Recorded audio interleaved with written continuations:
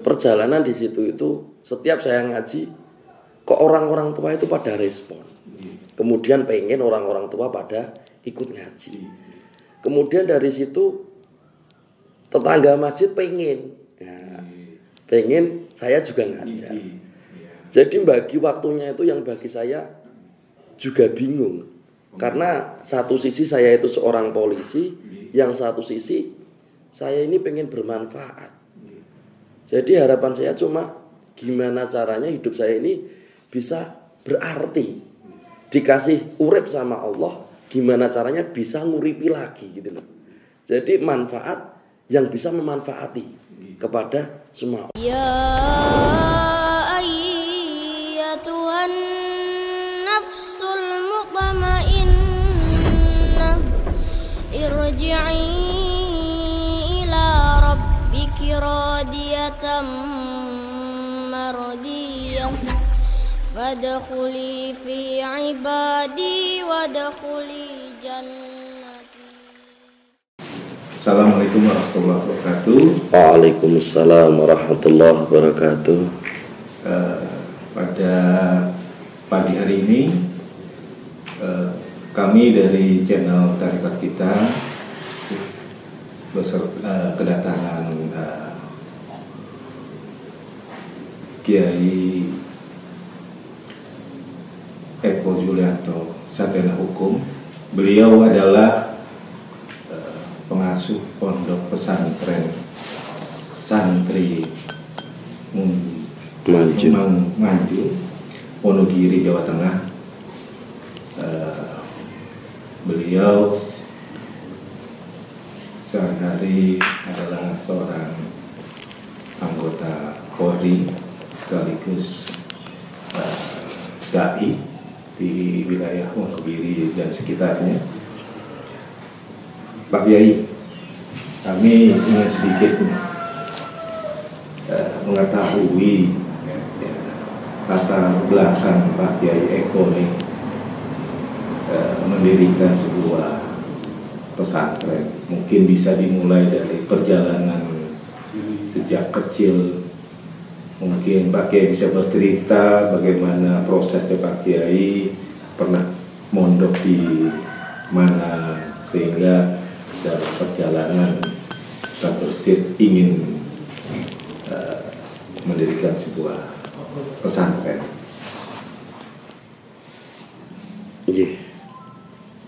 Sebelumnya saya ini asli Sragen, jadi bukan asli Wonogiri, tapi saya sendiri asli dari Desa Kandang Sapi, yang desa pinggiran perbatasan dengan Jawa Timur, Jawa Tengah. Jadi Sragen pinggiran, desanya Kandang Sapi, kecamatannya Jenar, Kabupaten Sragen. Di situ saya dilahirkan dari seorang bapak ibu yang notabene petani, anaknya orang biasa. Di situ saya memahami dari SD kenapa saya itu ditaruh di pondok pesantren. Sejatinya bibit inilah yang menjadi penentu dari semua. Makanya orang tua saya itu memahami kewajibannya dititipi seorang putra, beliau memondokkan saya. Walaupun saya di usia dini, waktu saya SD kelas 1 sampai dengan SMA. Di situ saya mondok di pondok pesantren Nurul Falah yang diasuh langsung oleh beliau, guru saya Kiai Sholahuddin.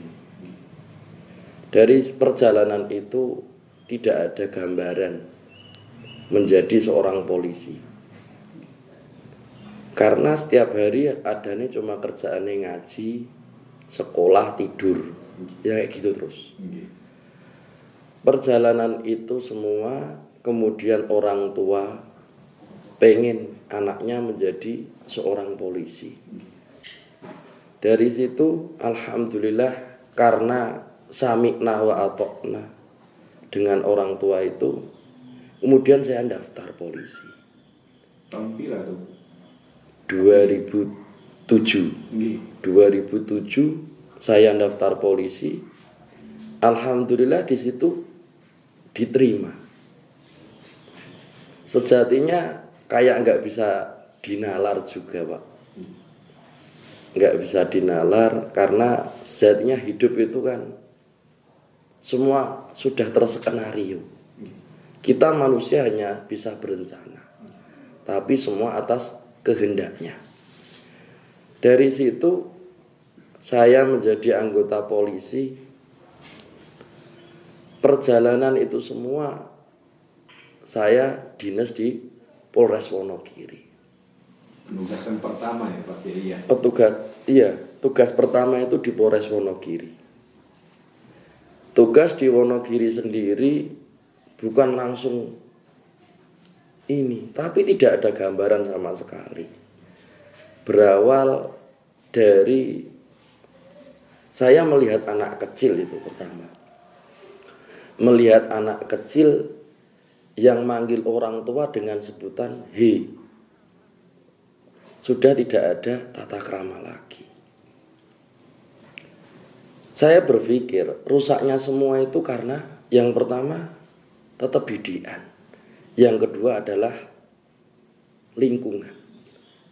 Jadi kalau bibitnya itu didikannya itu sudah terpatri, nanti lingkungannya ini kita bisa menyesuaikan. Dari situ saya berpikir, yaudah kita beranikan untuk ngajar TPA. Berawal dari TPA dulu. Tahun pira tuh Pak Kiai? Tahun sekitar 7 tahunan dari ini kayaknya.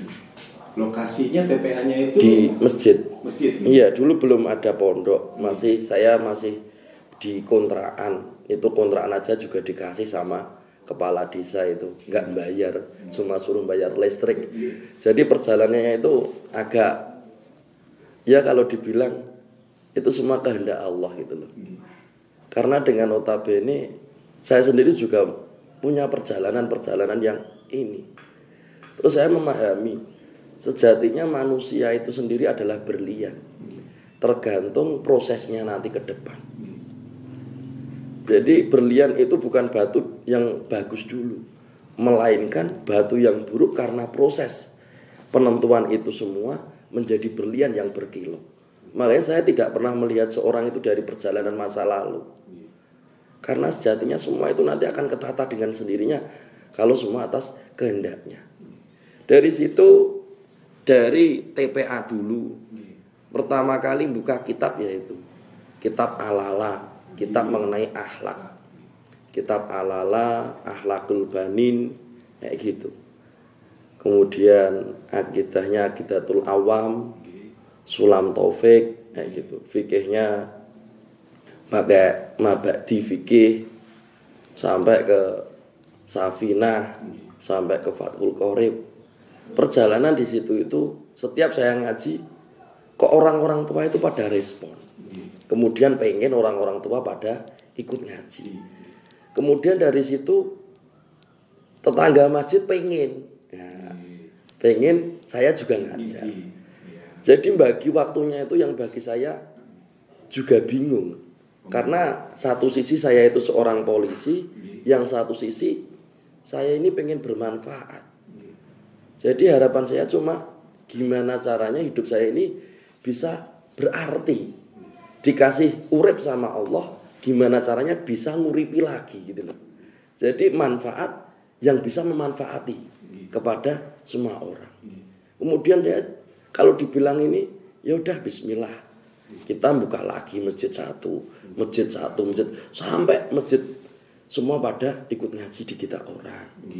Dari situ perjalanan Pak Kepala Desa Manjung itu ngasih tanah. Saya itu juga bingung. Saya itu bingung karena tidak ada gambaran. Saya itu mondok dulu itu enggak ada gambaran jadi polisi, enggak ada gambaran menjadi ada pondok, itu enggak ada gambaran. Lah perjalanan itu semua dikasih tanah. Kita orang bingung harus gimana. Sedangkan saya itu dengan notabene kan saya masih tetap kerja. Tapi saya yakinlah kalau kita niatkan itu untuk kembali ke Allah, udah enak. Karena sejatinya Allah itu bukan melihat kita orang dari pangkat, bukan dari harta atau ketampanan atau lahir jenengan, tidak. Tapi Allah sendiri itu lebih melihat kepada niatan kita dan kepada hati kita. Jadi sejatinya Allah itu hanya melihat niat. Sedangkan niat itu yang gak ada yang kelihatan. Niat itu yang tahu kita sendiri. Terus hati kita yang tahu juga kita sendiri dengan Allah. Dari situ bismillah saya berusaha. Khairun nas anfa'uhum linnas. Makanya Kanjeng Nabi kok dawuh segitunya. Saapi-api wong yang bisa berguna buat sesama. Kemudian dari situ saya beranikan menerima tanah dari beliau. Kemudian saya sowan-sowan ke tempat kiai saya, ke tempat Habib-habib guru-guru saya. Dari situ semua bilang, sudah waktunya kamu keluar gitu loh. Sedangkan saya sendiri juga bingung. Kok keluar gimana? Saya ngaji aja nggak bisa. Saya itu ngaji aja tidak bisa. Allah iki nonton manfaatnya. Jadi setinggi pun ilmu kalau tidak ada manfaat percuma juga. Jadi Allah itu melihat kemanfaatan seorang kepada yang lain. Jadi ilmunya setinggi lain tapi gak ada manfaatnya percuma juga hidup. Berarti Allah itu menilai seberapa manfaat kita orang itu kepada semua. Lah perjalanan itu sendiri saya menerima tanah dari beliau. Kemudian saya juga bingung. Saya itu mau bangun itu santri sudah 7 orang. Jadi di kontrakan itu sudah ada 7 santri. Kemudian saya bingung ini harus gimana. Terus guru kok beliau Habib Noh Al-Haddad itu beliau dawuh, Mas Eko pinjem utang bank aja. Saya sendiri juga ini. Mas Eko punya SK, punya. Yaudah, digadek nih. Disuruh menggadekan kepada bank. Tak gadekan. Disuruh yang paling banyak. Jadi saya hutang untuk membangun pondok itu. Karena apa kok berani bangun pondok? Karena sudah ada santrinya. Sedangkan kita orang tidak punya tempat. Kemudian saya beranikan hutang 350 juta. Di situ kita dipotong sampai umur nanti 50 tahun. Jadi umur saya nanti lunasnya hutang di usia 50 tahun. Tapi saya tidak ada rasa khawatir. Karena dulu Habib Lutfi itu sendiri dawuh. Wa may yattaqillaha, itu ayat Quran. Dawuhnya Allah. Wa may yattaqillaha yaj'alahu mahruza wa yarzuqhu min haitsu la yahtasib. Di situ bagi saya sangat bermakna. Dikala orang itu sudah berani berjalan yakin takwa kepada Allah, tidak ada rasa khawatir sedikit pun, Allah akan memberikan jalan rezeki dari yang tidak bisa kita kira-kira. Dari situ saya berani. Bismillah, walaupun gaji 1 juta berani. Kemudian alhamdulillah yang tadi malam itu baru rumahnya saja. Loh kok dari situ saya rumah jadi kedatangan santri lagi sampai 25. Iki panggone ngendi meneh ya Allah. Sedangkan gaji saja cuma tinggal 1 juta setiap bulannya. Tapi saya tidak ada risau. Karena sejatinya semua sudah ada atas kehendaknya. Mesti Allah ngasih jalan. Yang tempat-tempat yang kurang pas saja sama Allah masih dikasih jalan. Apalagi kita yang berjalan di jalannya. Saya yakin dah perjalanan itu sendiri bangun lagi yang ke depan. Kita pondok kita itu nggak boleh proposal, nggak boleh minta-minta, loh. Nah soalnya apa? Yang mondok di tempat kita orang itu anak yatim, nggak punya bapak, nggak punya ibu, nggak punya bapak ibu, orang tuanya nggak bisa, loh. Sampai kebanyakan rumahnya itu masih tanah, kanan kiri masih gedek. Ada juga alhamdulillah ada titip anaknya orang kaya di pondok kita bahagia karena nanti semoga nanti ada ini kadang juga titip buat uang lauk, kita juga sedikit kebantu. Alhamdulillah dari itu semua sampai berjalan. Loh kok tambah terus gitu loh. Saya ya Allah ini harus gimana. Kemudian perjalanan itu sendiri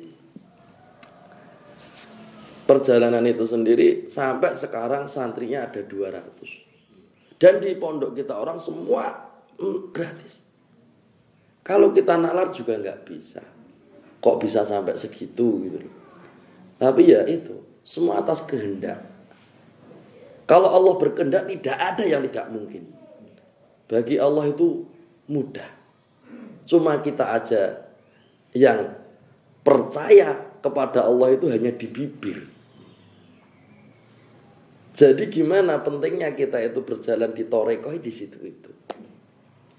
Karena sejatinya kita berusaha. Kalau kita belajar pada titik syariat itu harus. Tapi kita lebih merasakan dulu nikmatnya ikut Allah. Nanti kita syariatnya lebih kuat lagi. Jadi kalau sholat ya pikirannya juga sudah ketata semua. Dari situ perjalanan alhamdulillah semua sampai kebangun pondok yang kayak kemarin mas-mas yang habis dari sana. Kayak gitu. Di pondok itu sendiri yang paling kecil santri di usia 2 tahun. 2 tahun gitu. Itu nggak punya ibu, tinggal bapaknya. Jadi saya berpikir kalau saya menolong orang itu pengen saya sampai tuntas. Bener-bener menolongnya itu jangan setengah-setengah. Kalau agama itu menjadikan orang menjadi benar, tapi kalau bagi saya orang benar sendiri masih gampang dihapusi dengan orang pintar. Dan orang pintar sendiri sangat bahaya kalau tidak benar. Makanya orang pintar, makanya uripe keblinger. Nah, jadi antara pintar dan benar ini harus sejalan kalau bagi saya. Makanya di pondok itu ilmu agama juga ilmu umum harus. Karena apa? Melihat kondisi sekarang kayak gini. Orang yang dihargai, orang yang berpangkat, orang yang berduit, kayak gitu loh. Makanya saya melihat anak-anak saya itu, saya ngasih doktrin kepada anak-anak, walaupun keadaanmu kayak apa, jangan punya rasa risau kepada Allah. Walaupun kamu gak punya bapak ibu, gak usah kamu minta-minta ngemis-ngemis kepada orang, tak gitu. Jadi di pondok itu gak ada orang minta-minta ngemis-ngemis atas nama pondok, tidak, gak boleh. Proposal gak boleh. Kita bolehnya hanya satu, maculi langit. Jadi kita setiap hari cuma bengak-bengok kepada Allah. Udah kalau kita benar-benar lillah, semua Allah akan tata. Dari situ alhamdulillah sampai ke bentuk seperti itu. Jadi perjalanan saya sampai di situ itu. Jadi alhamdulillah ini saja sudah nggak muat lagi karena sekarang per kamar saja 25 santri. Yang sudah ada berapa kamar Pak Kiai? Yang ada itu yang santri putra ada 8 kamar, yang putri ada 5 kamar. Itu kayak umpel-umpelan. Jadi kayak kalau dibilang kayak bandeng presto, jadi jejer-jejer gitu. Tapi namanya santri kan juga senang. Karena kita yang membuat kita itu risau itu, kita susah itu karena pikiran-pikiran kita kepada dunia. Makanya kemarin alhamdulillah beliau guru kita semua, Syekhina wa Mursidina wa Murrabbi Rohina Al-Alim Al-Alamah Tubagus Fanani atau Kang Agus Santoso bisa rawuh ke pondok. Dan saya kenapa kok santri harus? Iya, karena dia masih lilahnya, belum ada terkontaminasi kepada pikiran-pikiran dunia. Kayak gitu. Kita yang membuat ruwet keadaan itu bukan apa? Karena pikiran kita selalu yang kita cukupi adalah kebutuhan raga, kebutuhan dunia. Tapi kalau sejatinya kita memahami hakikatnya semua, kita yang sejati adalah apa? Yang sejati adalah nyawa kita. Berarti apa nyawa kita ini? Butuh umur Allah. Selalu ada Allah kayak gitu loh. Makanya anak-anak itu kita tanamkan sejak kecil biar ditambah nikmat lagi. Kemarin makanya di baiat sekalian ditalkin zikir. Supaya apa? Dia bisa merasakan nikmatnya. Ikut Allah gitu loh. Bisa merasakan benar-benar Allah selalu. Bukan hanya lisan. Tapi kan mohon maaf orang-orang sekarang itu ingat kepada Allah itu yang pertama dikala apa? Susah. Dikala susah ingatnya kepada Allah bener. Ya Allah, ya Allah, ya Allah gitu. Sama orang yang sakit. Sama tibone angsuran. Jadi tibone angsuran itu sendiri membuat orang menjadi koyo eling-eling. Harusnya kita belajar pada orang-orang yang dahulu. Orang-orang dahulu itu manjing nih rasa bener-bener. Rasa ke dalam rasa kita nunggal kepada Allah gitu loh. Kita bener-bener adanya Allah gitu loh. Jadi lahir batin ada Allah. Kalau sekarang kan hanya lahirnya saja. Loh, orang sekarang harusnya lebih istimewa lagi toh Pak. Karena apa? Sekarang orang-orang ngaji udah bener-bener ini. Loh, orang-orang ngaji bener Pak. Sampai hafal Quran. Tapi mohon maaf, kalau hanya di lisan juga percuma. Orang-orang dahulu mohon maaf, ngaji belum begitu bisa Pak. Loh, tapi apa? Kekuatan batinnya ini. Loh, kalau saya melihat orang-orang dahulu tasawufnya luar biasa daripada orang-orang sekarang. Loh, karena apa? Lilahnya itu. Mbah-mbah selalu pesen ngalah, ngelilah, kersane Gusti Allah. Loh, itu yang utama. Luar biasa. Makanya dari situ kalau bagi saya orang-orang dahulu tasawufnya luar biasa. Kalau orang sekarang hanya di lisan saja. Nah, kayak gitu. Makanya dari situ pentingnya kita itu kita berjalan di dalam torekoh. Jadi torekoh itu sendiri adalah sebuah jalan untuk gimana caranya kita bisa merasakan nikmatnya lahir batin kita kepada Allah. Kalau rasanya sudah ketoto, rasanya kita sudah enak kepada Allah, kita syariatnya lebih mantap lagi. Sekarang mohon maaf, kadang kita sholat aja, gitu, masih pikiran kemana? Loh, masa Tuhan ini jadi duit? Allahu Akbar, duh angsuran. Allahu Akbar, sampai kunci itu loh. Kadang ketemu gara-gara sholat, berarti kan Gusti Allah jadi kunci. Nah kayak gitu loh. Jadi kenapa pentingnya bibit tauhid itu harus ditanamkan? Ya di situ itu. Kalau tauhidnya sudah jejak kepada Allah, sudah. Kita Allahu Akbar benar-benar lillah gitu loh. Jadi kita sholat duha pun kita tidak berpikir apa-apa kecuali hanya kita mengharap ridhonya Allah. Kita ngibadah, kita semua kita lakukan hanya berharap kepada Allah. Makanya mohon maaf, itu di pondok kami itu ada tulisan dakwah bukanlah profesi. Itu pertama kali saya ngaji. Jadi mengajak kebaikan itu bukan profesi. Tapi semua profesi, walaupun profesimu apa, tani, tapi buatlah dakwah. Karena apa? Yaitu Kanjeng Nabi sejatinya sebaik-baik manusia adalah orang yang bisa berguna kepada sesama. Nah kayak gitu Mas. Nah boleh kami tahu nih Pak Kiai, di Pondok Pak Kiai berapa jumlahnya untuk pengajar ya Pak Kiai?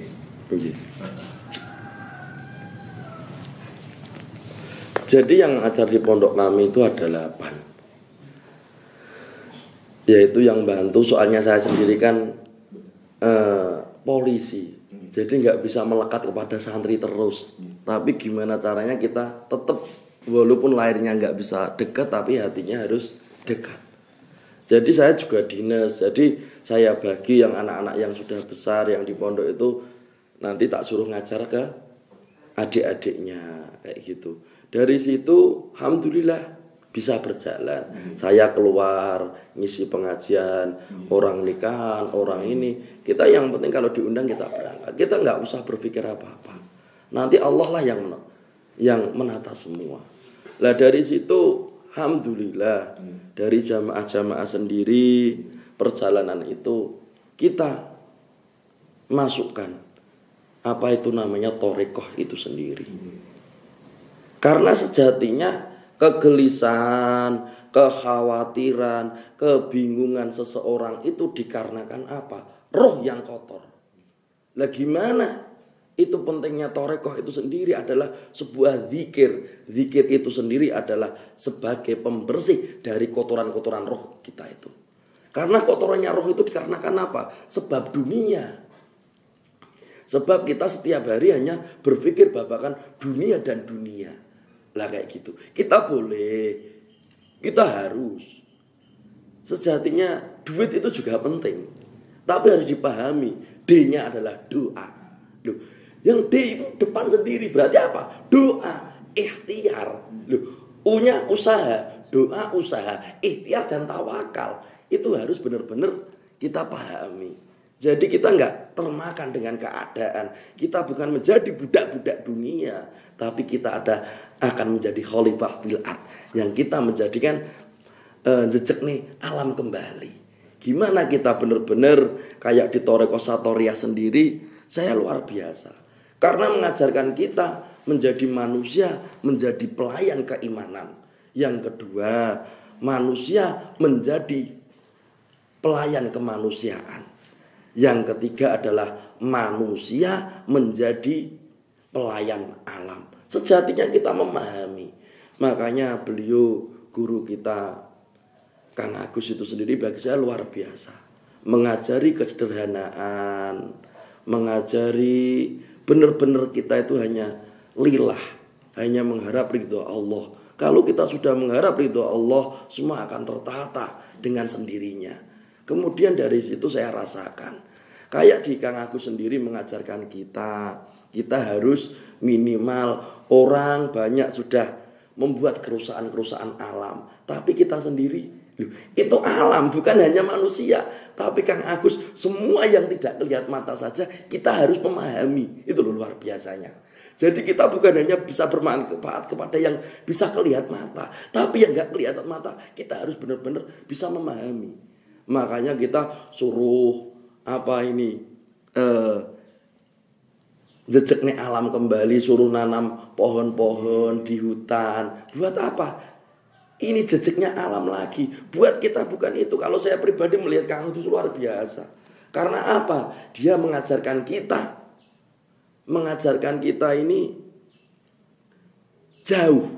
Kita bukan hanya berpikir kita sekarang. Kalau orang sekarang kan berpikir kita dan kita, tapi kita nggak berpikir anak turun kita. Sekarang nyuwun pangapunten, kayak di sungai, di kali atau di mana, itu orang hanya mengambil dan mengambil terus. Loh, sedangkan kita nggak berpikir sampai bibit sampai induk semua diambil. Nanti kalau kerusakan gimana? Alam kalau rusak gimana? Loh, makanya Kang Agus suruh kita membeli ikan, kita tabur benih. Buat apa? Buat keberlangsungan kehidupan selanjutnya kita. Jadi Kang Agus mengajarkan kita jauh lebih dari itu. Bukan kita berpikir sekarang, tapi berpikir ke depan lagi kayak gitu. Jadi luar biasa. Makanya udah pun bismillah kita selalu berharap kayak gitu.